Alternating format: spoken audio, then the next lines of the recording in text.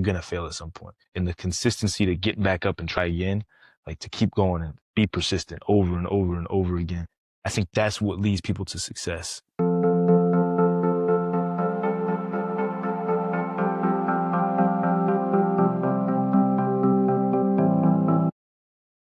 Welcome to the Leader Diaries podcast, where your story is a diary worth sharing. It's your host, Justin Mohabir, and today we have a special guest, a good friend of mine, Gavin Sawchuk, running back from Florida State. Now, Gavin, why don't you tell us a little bit about yourself and your football journey? Yeah, I'm originally from Colorado, and ever since I was little, I wanted to play football. I had an older brother. I watched him play football, growing up, and I'd be out there on the sidelines, like running my little routes, running with the ball, trying to do whatever he could do. As soon as I got the chance, right around like 6 years old, I got on a team and started playing, and fell in love with it. Been playing ever since, all the way up to high school. And high school was really when I started to take it seriously. Started to realize like there's actually, I got a future in this. Like I could do something with this. But I just love the game. Love being out there. Love competing. So what are some things you enjoy doing outside of your sport? Yeah, honestly, I do a lot of things. One of the things that recently, like one of my favorite things to do is cook. Love to cook, just to kind of get away from everything, kind of decompress, and then have like a, good prize at the end, the meal, enjoy it. I just really enjoy it. I do I'll play a pool a lot, like on the pool table. I love doing that. Me and my brother, and then my roommate and a couple friends back in Oklahoma, like when I was there, we would play pool a lot. Just see who was better, compete, beating each other, have rankings, all these things. And, it was just fun to do. So, good little thing to do, just kind of take your mind off some things and, compete in a different way outside of football. I do. But the other thing that in Colorado I would do a lot of is fishing. Get a chance to go out there and go fish. Love to fish. It's just peaceful, relaxing. Just sit there by the water, cast the reel, and just go for a fish. And it's just relaxing. Good way to get away from the busyness of the world. Just kind of get away from it and relax. Let's talk about preparation. How do you prepare for big games or big moments? For example, week 1 at Alabama. I think it's just like the week leading up, just trying to learn as much as I can. So like practicing as hard as I can, obviously, so my body feels ready. Watching film, just trying to understand what I need to for the game. Understand, what the defensive looks are. Different blitzes that I can expect. How certain players play. Like, is he a physical, aggressive player? Is he more elusive? Is he, a little more athletic? Like how does he play? By Friday, I'm ready for whatever comes out there. At that point, like, I would say the hay's in the barn, like it's a done deal. Like can't learn anything new now. Like it's theirs. At that point, it becomes more of just a relaxation. Like I try not to get nerves going until like I'm really in the locker room. Like that's where I try to start kind of like, okay, let's like, now we're about to go. Like, yeah, by the time that locker room comes, like that's the time. How was it like scoring your first touchdown on week 1? Man, that was fun. I'm 2-0 against Alabama now. Yeah. So yeah. And, I didn't really get to play last year. I was kind of going through an injury. But it felt great. I mean, the first one in Doak, it was for me there. The first game of the season, night game, the energy was crazy. And obviously it's Alabama. That's a great team. And then, being able to get in the end zone. And it was just a great feeling. What's the hardest hit you took this season? Oh, hardest hit this season. I don't know. I took a hit from Miami that was pretty hard. I didn't have like any crazy ones this season, I didn't think. Probably, I might say the Miami one. It was a run I had, and I kind of broke it out, and the safety came down and hit me, and they kind of turned off to the side. It's crazy because some of the big hits don't really hurt that bad. Like it's never like the big ones that you really think they're like, dang, like that one must have hurt. But usually those don't hurt as bad because you kind of see it, you're prepared for it. It's like sometimes like some of those like small ones where somebody falls on top of you, or you fall, kind of hit your head on the ground. Like sometimes those are the ones that hurt the most. But I'd say that was probably the biggest one. It wasn't like crazy. I'm not gonna give him too much credit. It wasn't crazy, but it was. I mean, a good hit. It's all it did. Let's talk about excellence. It's one habit that separates elite performers from everyone else. The first one I'd say is probably consistency, and then the second one for me is being a perfectionist. I would say consistency because you're going to fail at some point. Like as a leader, as anybody that's trying to get something done, like you're going to fail at some point. And the consistency to get back up and try again, like to keep going and be persistent over and over and over again. that's what leads people to success. Because a lot of times you can get discouraged by, some of the losses, some of the things that don't go your way. And then I say perfectionist just because how you do anything is how you do everything. Mm-hmm. And, if you want to be great at, your work or your job or your sport, whatever it is, that's got to carry into everything. And people who are perfectionists, they can't just, go all out in this thing and then just go halfway in another thing. Like it's got to be perfect, everything that they do, just focus on the little details, the little things. That's something that I've tried to kind of, mold for myself as a player, as a person, student, whatever it is, like just to like be a perfectionist. Nothing's ever good enough. Try and do everything perfect the right way every time. You might fall short, you might mess up, and try it the next time. And that's where the consistency part builds into it. For me, those two things, like that's where I see like a truly great, successful leader. I see those two things. So when it comes to being a perfectionist, how do you implement grace? Yeah, that's the hard part. I think for myself, like I'm my hardest critic at the same time. No one can say something about me that I haven't already said about myself, especially like when I mess up or fail. But for me, that's where the consistency kind of backs it up because I don't see it as a loss. I don't see something as a failure. So yeah, maybe I didn't do that right the first time, but now for the second time, I know how to do it. So instead of taking the mindset of, hey, I messed up, like, dang, it's over, I'm done with. Now it's more of a growth mindset of where, okay, I messed up. This is where I do better next time. You perfect the little things. And perfection is just built into it. You could think you did something perfect the first time and then realize you failed on, a couple things. Okay, that's just more aspects and areas where you got to focus on to be better. This part for me is more of just shifting my mind towards it's not a loss. It's just an opportunity to learn. It's an opportunity to get better. It's an opportunity to improve on something else. Right. Yeah. A wise man once said that a righteous man fall down 7 times, but he gets back up. Yeah. So Exactly. that's powerful. When it comes to consistency, how big of a impact does discipline play? It's huge. The amount of times that I don't want to do what I have to do, like that's always a factor in your mind, always a factor in whatever you're trying to get accomplished. Like if you want to be successful, it's never going to be easy. Naturally, like we want to do stuff that's easy. We want to take the easy way. We want to find like the shortcut, whatever. Like that's just a natural thing. But to have the discipline to be like, okay, I know it's going to be hard. And even when I don't want to do it, like I'm going to discipline myself to do it, like to not let my emotions, overcome me and to allow the discipline in my life to be able to lead me to where I need to go. Like sometimes like some of the hardest battles is just getting it started. Like as an athlete, sometimes, I get up and like the last thing I want to do is go to practice. I'm tired, I'm sore. I wish I could sleep in a little bit more. Like sometimes, that the covers feel like extra nice, extra comfortable. Yeah. Like that's how it be. Like you're just like, gosh, I just want to hit that snooze button.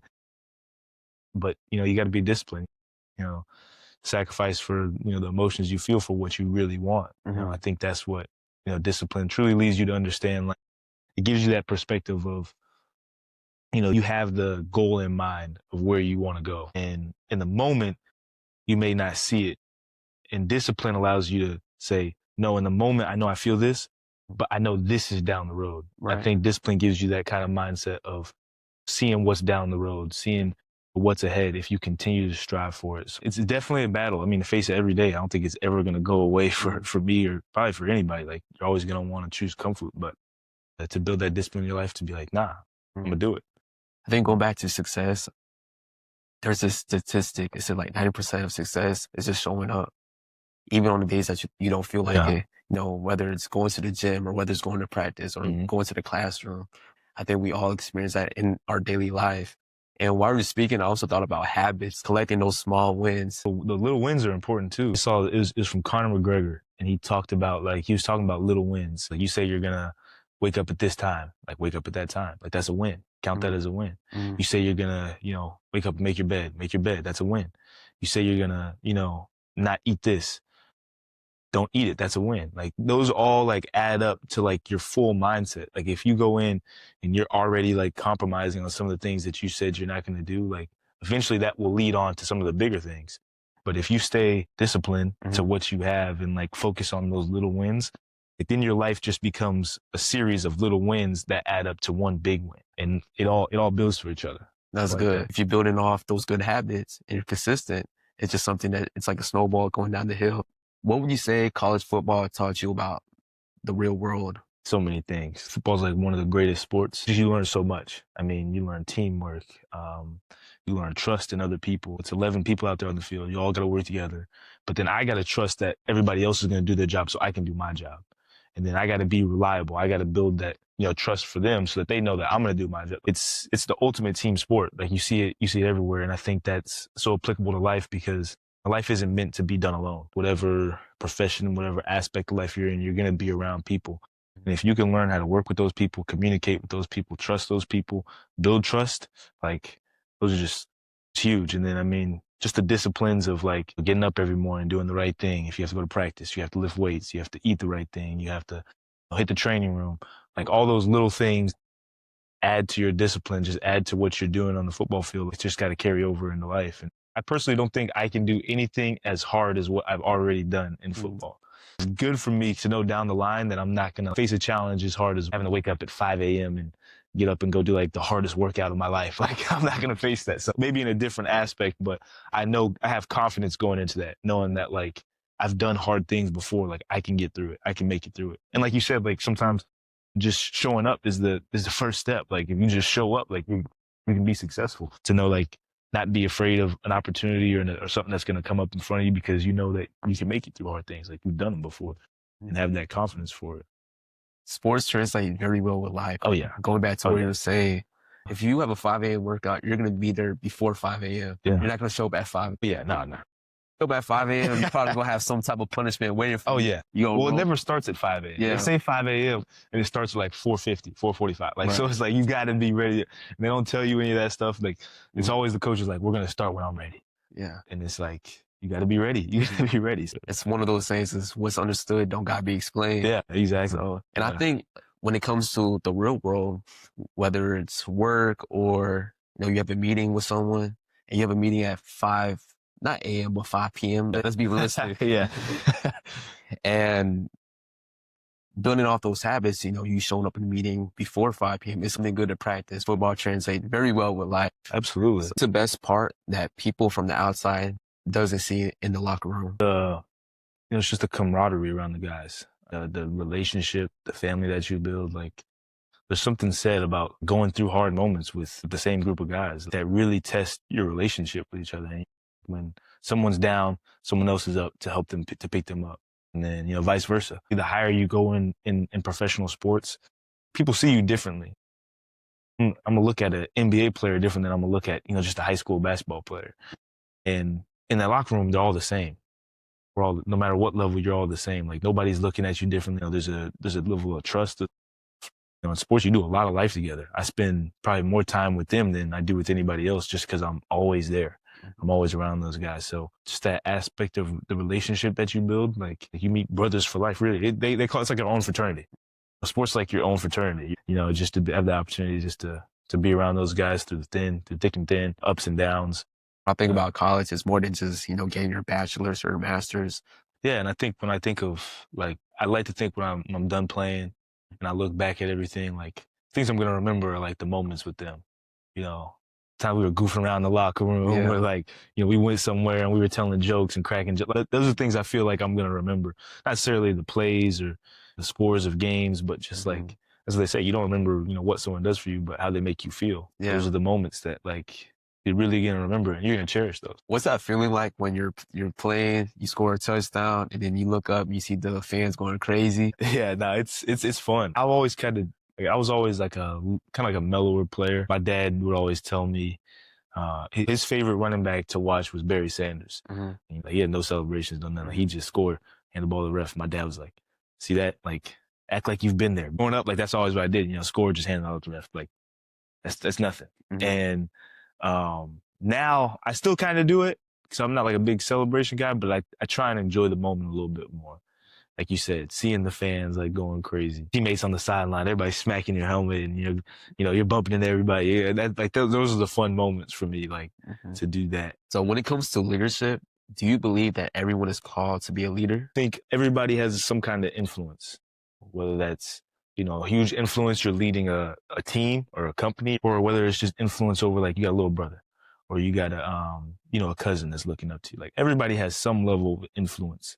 So I think everybody has some kind of level of leadership. The role that it is, it could be big, it could be small, but I do believe everybody has some level of leadership. How do you handle adversity in your personal and in your sport life? Yeah.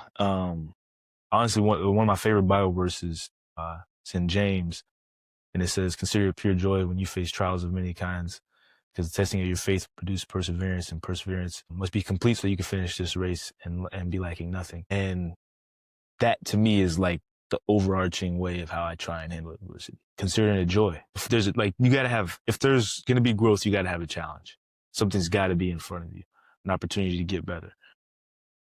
And I think to see that instead of seeing it as, oh, this is something that's a problem that's in my way, this is a trial that's in my way, and feeling bad about it, see it as an opportunity. Mhm. Okay, this is a challenge that when I overcome it, like I'll be better on the other side. Mhm. Having that joy of like, okay, that's gonna produce perseverance, so that when I know I face challenges, like I'll be able to get through them. I'll be able to stand strong. I'll be able to endure through the trial that I may face, and then it just produces character in your life. It shows you who you really are. Like you said, that quote, Coach Novell says the same thing. Like, adversity introduces a man to who he truly is. And it's like, that's when things are rough, when things aren't going your way, when everything's not perfect. Like, that's when you truly find out who you are. And to have that opportunity, like for me, I consider it joy, because now I get a chance not only to get better, but to continue to show that I can do this. I can make it through this. And that's where the growth relies in those moments in the valleys. Yeah. Stepping outside of your comfort zone, getting uncomfortable. Mm-hmm. And I think something good to practice is just having a mental attitude of gratitude. Yeah. So just being thankful for the ups and downs. And I don't think God won't put you through anything that you can't make it out of. It's in your life for a reason. He's not going to punish you just to punish you. If there's a reason behind it. And honestly, one of my favorite stories too is the story of Job. He kind of goes through a lot of adversity, like a lot. He struggles and he asks some questions to God, and God comes in and like tells him like, this isn't just for nothing. Like, and your mindset of being, what did I do wrong? Why are you doing this to me? That, like that victim mindset almost.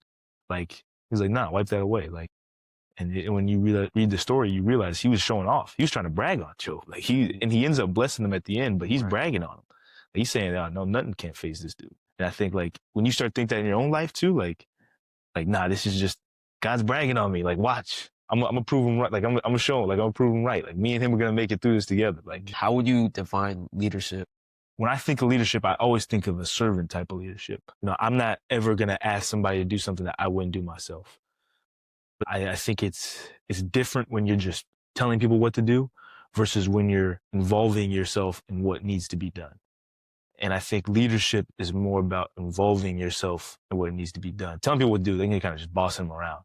And you have to do some place for that. But involving yourself into it, that's leadership. And when people see like somebody that they're looking up to, somebody that they're looking for guidance, and they're meeting them right there where they're at. I had a coach always tell me like, I'll meet you in the A gap. He's going to be there in the A gap with you. He's going to be going through the trials, the difficulties. Like I'm going to be right there with you. Like I'm not like some far off person that's just telling you like, oh, you got to get this done. You got to get that done. Like I'm there with you.